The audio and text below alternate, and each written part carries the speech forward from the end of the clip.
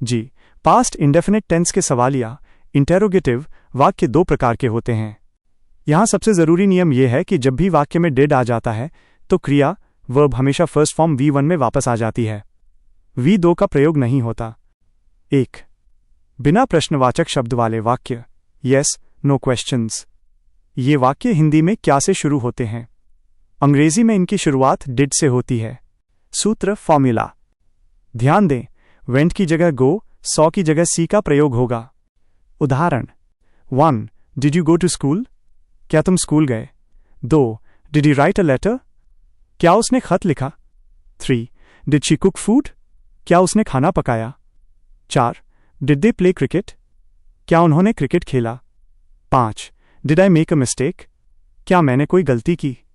6. Did it rain yesterday? क्या कल बारिश हुई? 7.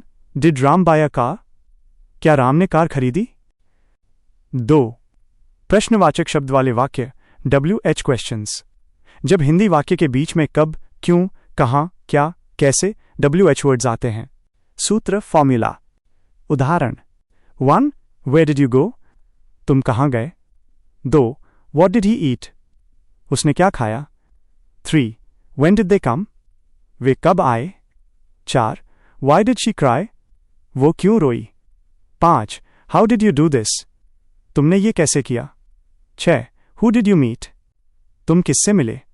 7. व्हाट डिड द टीचर से? शिक्षक ने क्या कहा? 8. Why did the glass break? गिलास क्यों टूटा? फर्क पहचाने। Did you eat?